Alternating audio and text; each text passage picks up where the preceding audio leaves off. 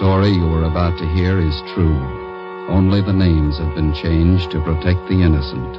Fatima Cigarettes, best of all long cigarettes, brings you Dragnet.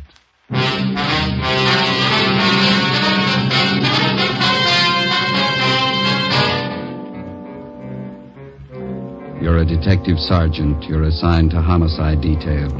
A woman has been shot to death. The apparent motive, robbery. The killer's still at large. Your job, find him. If you want a long cigarette, smoke the best of all long cigarettes. Smoke extra mild Fatima. Yes, Fatima is the king-size cigarette which contains the finest Turkish and domestic tobaccos superbly blended to make it extra mild, to give Fatima a much different, much better flavor and aroma than any other long cigarette. That's why Fatima has more than doubled its smokers coast to coast. Enjoy extra mild Fatima yourself. Best of all long cigarettes. It's wise to smoke extra mild Fatima. It's wise to smoke extra mild Fatima.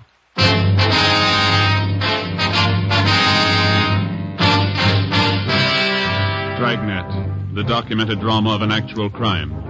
For the next 30 minutes, in cooperation with the Los Angeles Police Department, you will travel step by step on the side of the law through an actual case transcribed from official police files.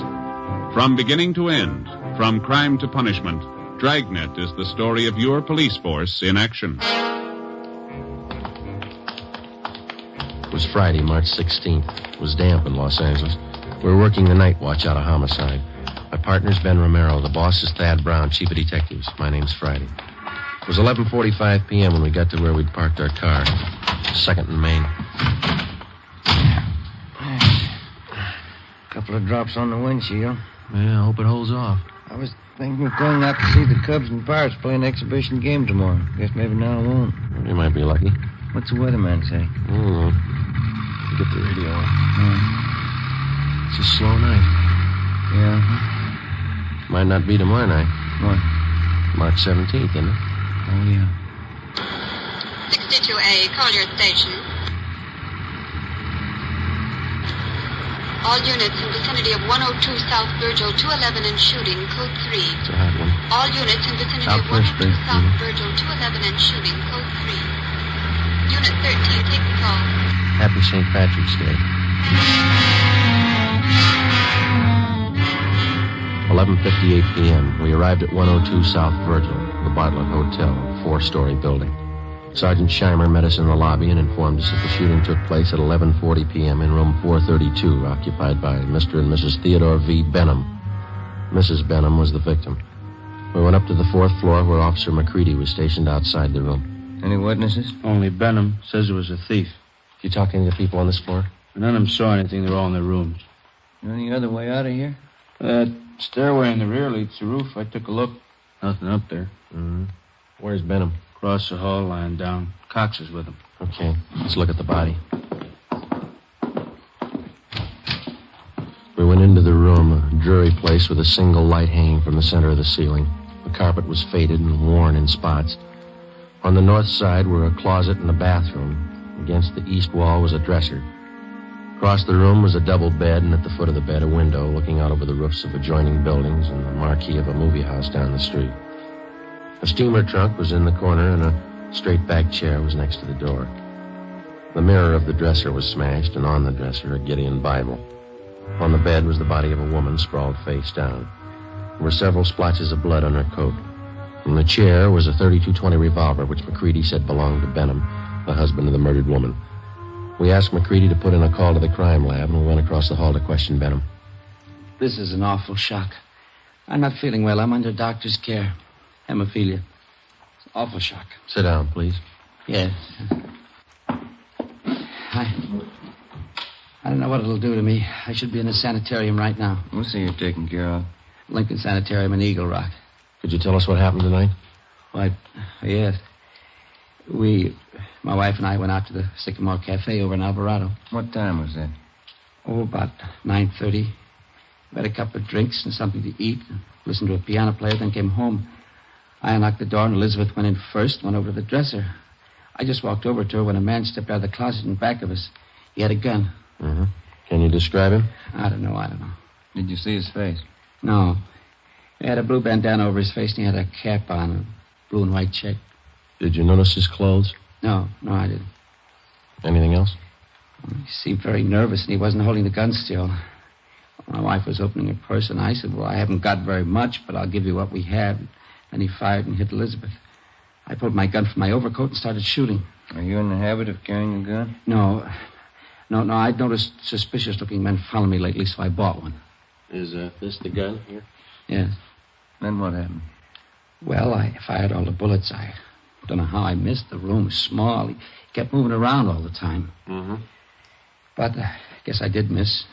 Then he ran out of the room. About how old would you say this man was? Officer, I haven't the faintest idea. See you a minute, Sergeant?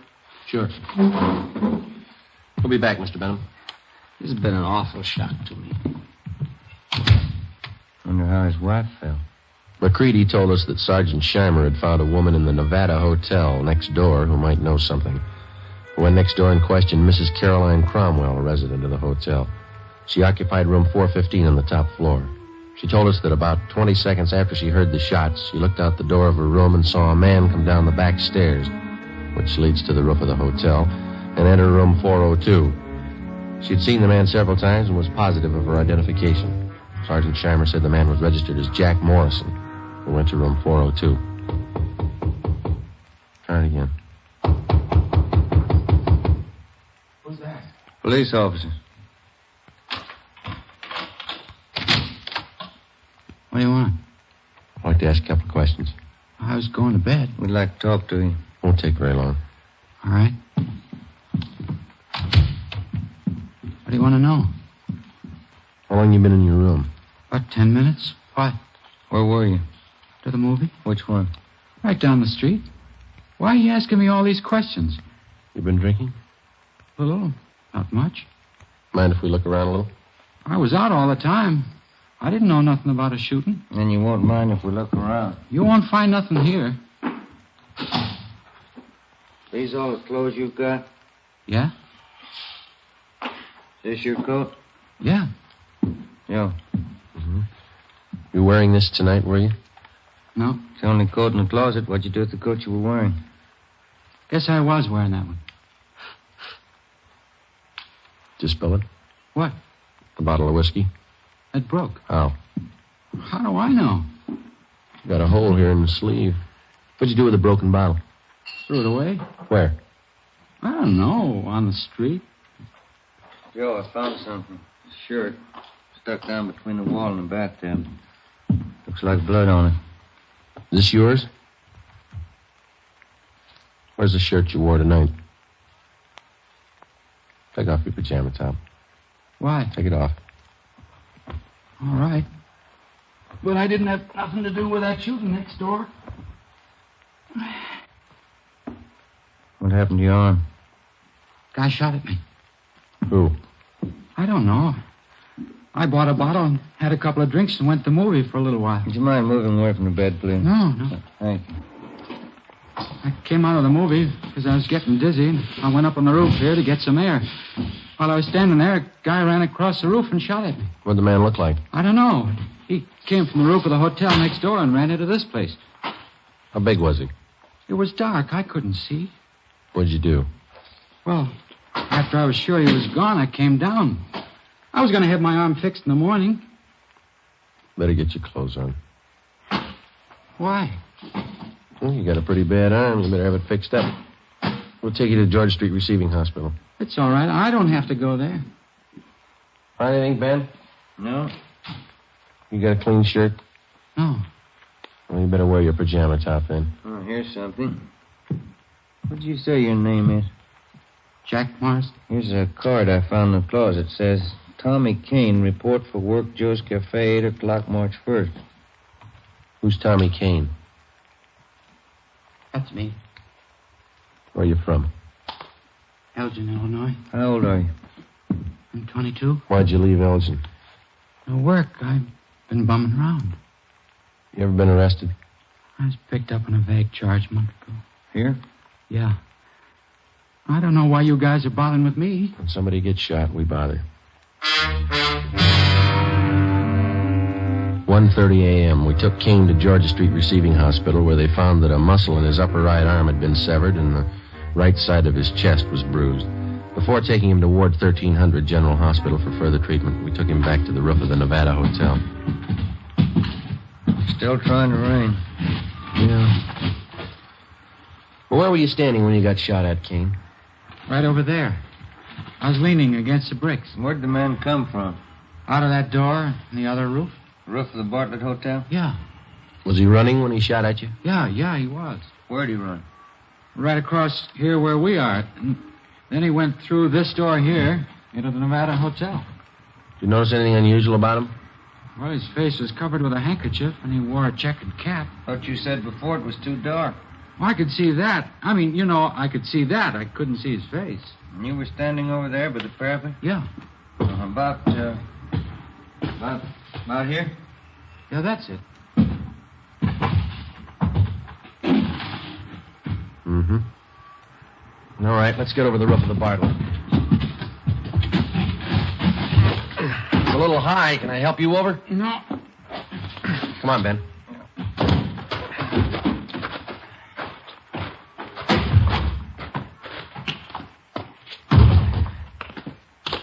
You ever been in this hotel before, Kane? No. Everything all right, McCready? Yeah. Crime lab's here, checking the murder room. Benham awake? I think so. Mr. Benham? Yes? Mind if we come in? Of course not.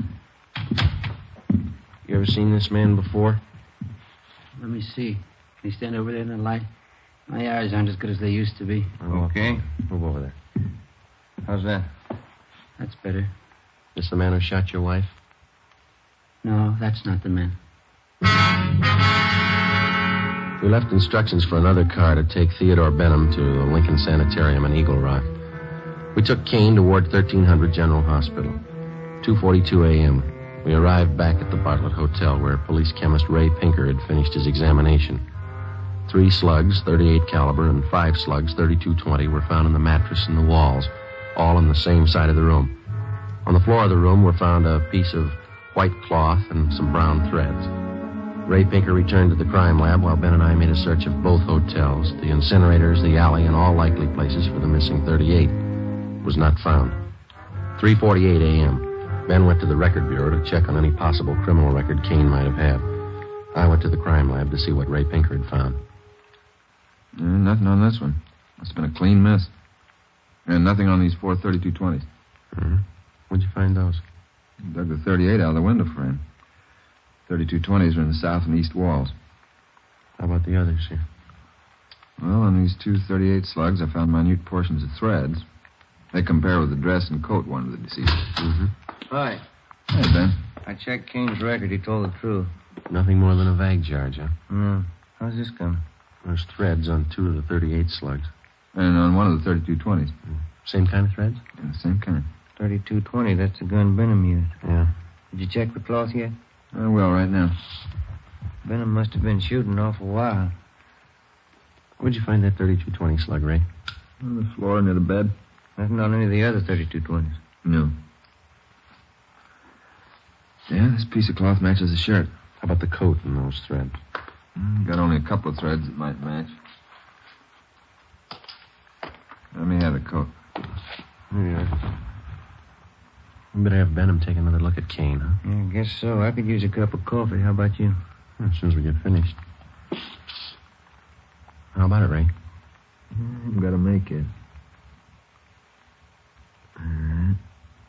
Yeah, they match. Oh, that's it, huh? Oh, one more thing. Yeah? Fresh stains on the carpet of that room. What kind? Whiskey. March 18th, we picked up Benham at Lincoln Sanitarium and drove him to the General Hospital.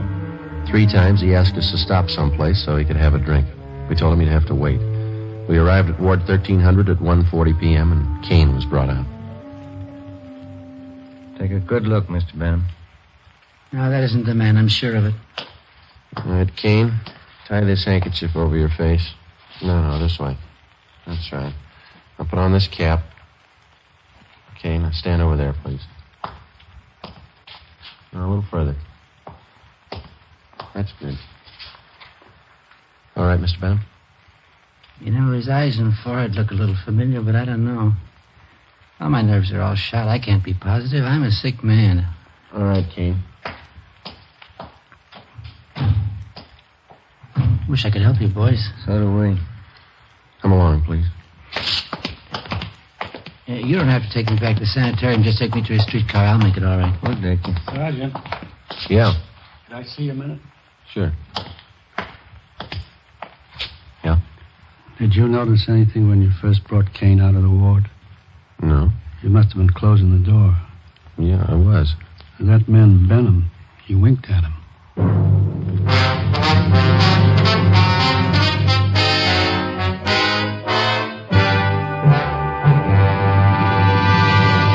You are listening to Dragnet, the case history of a police investigation presented in the public interest by Fatima Cigarettes. If you smoke a long cigarette, it will be in your interest to listen to a typical case history of a Fatima smoker. It's the case of Dick Hyland, sports columnist for one of the great Los Angeles newspapers. This is his actual signed statement.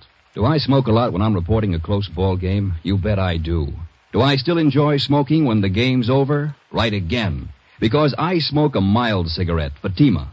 No other king-size cigarette tastes so good, is as mild as Fatima. I agree it's wise to smoke extra mild Fatima. And so do more and more smokers every day. Actual figures show extra mild Fatima has more than doubled its smokers coast to coast. So enjoy extra mild Fatima yourself. The king-size cigarette, which contains the finest Turkish and domestic tobaccos, superbly blended to make it extra mild. You will prefer Fatima's much different, much better flavor. You will agree. It's wise to smoke extra mild Fatima. It's wise to smoke extra mild Fatima. The best of all long cigarettes.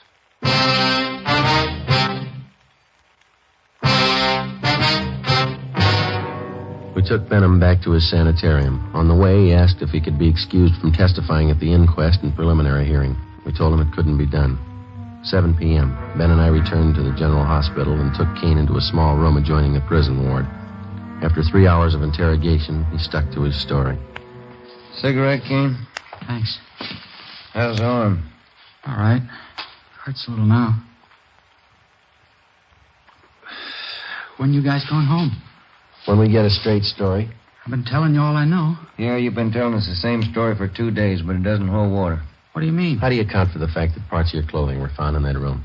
I told you before, you must have made a mistake. No, it's no mistake. And Mr. Benham's starting to think he recognizes you. What? Why'd he wink at you?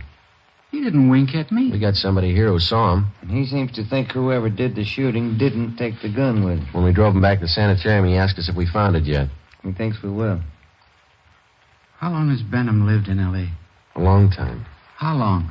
Why do you want to know how long he's lived here? Is a dead woman really his wife? Well, certainly she's his wife. Why? Where's he been since the shooting? In the sanitarium in Eagle Rock. What's the matter with him? Hemophilia. You know what that is? No. You sure that was his wife? Positive. She wasn't a stool pigeon? Stool pigeon? Where'd you get that idea? You guys never saw her before? Never. You never heard of her? Kane, what's eating you? Did you check on her? We always do.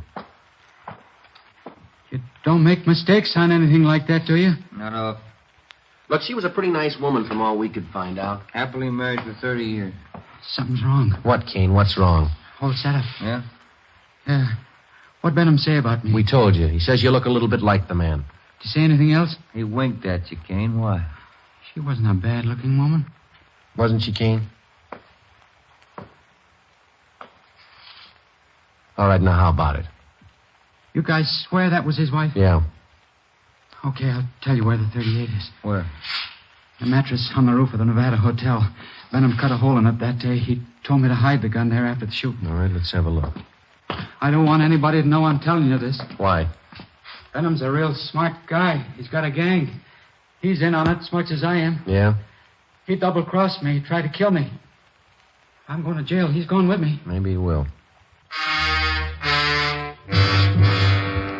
Kane told us that he had known Benham for about 2 months. During that time, Benham helped him along by giving him a couple of dollars every once in a while. On March 11th, Benham got Kane a room in the Nevada Hotel and gave him $20 to buy a gun, which Kane did. On March 15th, he gave Kane a blue bandana and a checkered cap. On March 16th, he told Kane that he'd been sent by a gang in Chicago to kill a woman who was a stool pigeon. He promised Kane $100 for his help. Early that evening, Benham told Kane how to enter their room and where to hide. When they came home, Benham stood by the door. Kane stepped out of the closet and, after a few words, shot the woman. As he moved toward the bed, Benham started shooting at him. Kane ran from the room and hid the gun in the mattress on the roof, then went to his room and flushed the cap and bandana down the drain. 11:15 p.m., Ben and I found the gun where Kane said it would be. .38 Special Detective Colt revolver, 2-inch barrel, number 381327. 11:52 p.m., we checked and found no evidence that Benham belonged to any kind of a gang. March 19th, 9 a.m., Ben and I reported into homicide and picked up Captain Steed. We went over to Dr. Wagner to learn his autopsy report. It showed that the deceased had been shot 3 times. 2 .38 slugs and 1 .32-20 were recovered from the victim's body. They were initialed for evidence. 8 p.m., Captain Steed, Ben, and I went to the sanitarium and told Benham that there were a few angles we wanted to clear up before the inquest next morning. Benham got dressed, and we drove back to the Bartlett Hotel. It was raining. I'm still trying to remember what happened. I was very shocked that night. Yeah, I suppose you were. Well, sometimes my memory comes back for a little bit. The red light? Yeah, I see. You know, the man who did the shooting knew you lived in room 432, and he knew you'd be gone that night. How do you suppose he figured that out? Well, I've been noticing that a lot of men have been following me. Suspicious-looking men. I told that to Sergeant Friday, didn't I, Sergeant? Yeah, that's right. Must have been one of them. You ever give money to characters on the street so much they might follow you? Hey, that must be it. Many times I used to do that. I'd be nice to them, and they'd try to make friends. You remember any of them? Yeah, I do. There was a man Dorsey, and Jolly Swanson, and a fellow named Blaine. Kane? Yeah, that's it, Kane. There you are. The young man you took me to see in the hospital. I'm thinking, I believe that's Kane. Are you sure? Quite sure. He's the burglar. What makes you think he was a burglar? Well, what else would he be? He didn't rifle any of the drawers or steal anything, did he? Must have got there just before us. Did you have anything important there? Yes, some insurance policies. And your wife? Yeah. How much? Oh, one policy for $4,000 and 2 for $2,500 each. Who's the beneficiary? Well, I am. We took Benham up to room 432, where he got out the insurance policies on his wife and showed them to us. Then Captain Steed asked him to reenact the shooting. Benham acted as the killer, I played Benham, and Ben acted as his wife. Well, the man was over here in the closet. My wife and I came in that door, and then my wife went over to the dresser. Oh, over here? Did you turn on the light?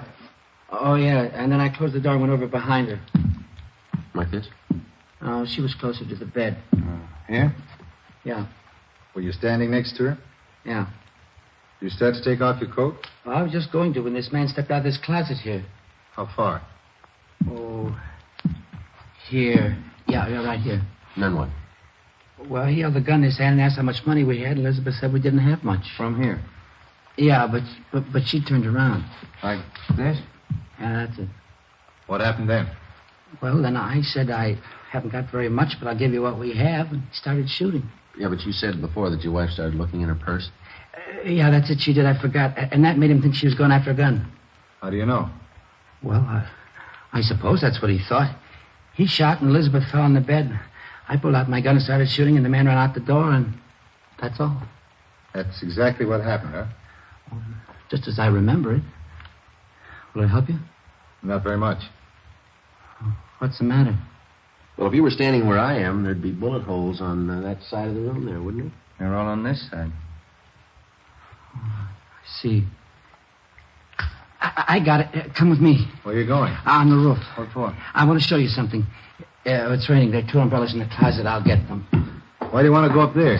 I think I know where that gun might be hidden. I'll bet it's there. Here, you take this umbrella. Thanks. We'll take this one, Captain. Let's go.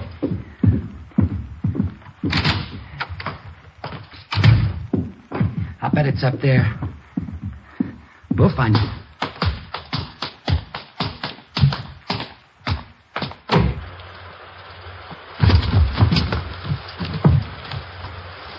You got your flashlight, Ben? Yeah. Should be around here somewhere. What? The mattress. My wife used to take sunbaths on it. Where would it be? Just about here. I don't see any. You sure it's up here? I bet it's on the next roof. Didn't you say Kane lived in that hotel? He probably moved it. Hey, flash your light over there behind that elevator shaft. There? Yeah, there. You see it? We have to climb over this parapet to get on the other roof. Watch it, Cap. It's pretty slippery. Okay. Yeah, it is slippery.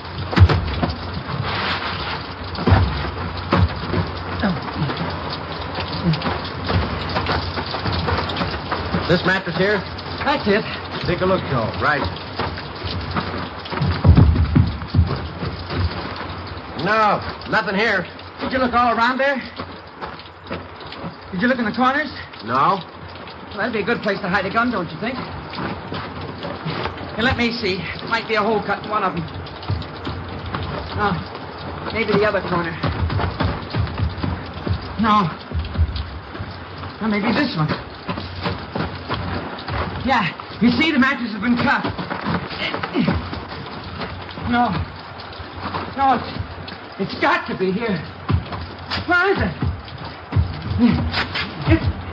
It's here, I tell you. It's here. I know it's here. I'll find it. I'll find it. You wait. You'll see. I'll get it. I know it's here. I'll find it. You wait, I'll get it. I'll get it. It's getting wet, Joe. We got the 38. Kane told us about it. You ready to talk? Yeah. Insurance. That why you did it? Yeah. I'm a sick man. Let's go, Benham. On your feet. All right. They played that ball game the other day. Yeah? Who won? Pirates 8-7. Sure do like baseball. Must be a real nice business. Yeah. Fans only yell if they never do it. What's that? Kill the umpire.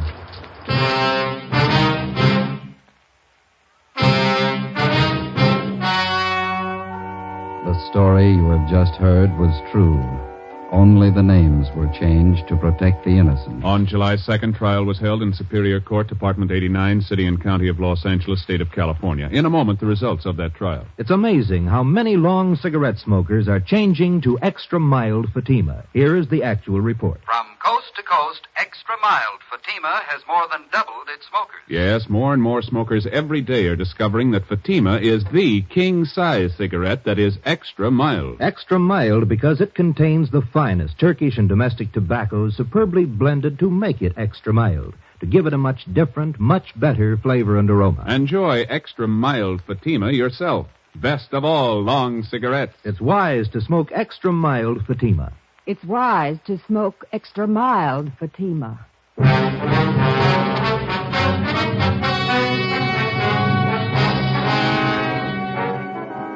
Thomas Kane was convicted of second-degree murder and received a term as prescribed by law. Theodore V. Benham was convicted of first-degree murder and assault with a deadly weapon. He received a life sentence and died in prison 1 year later. You have just heard Dragnet, a series of authentic cases from official files. Technical advice for Dragnet comes from the Office of Chief of Police W.A. Wharton, Los Angeles Police Department. Fatima Cigarettes, best of all long cigarettes, has brought you Dragnet, transcribed from Los Angeles. This is NBC, the national broadcasting company.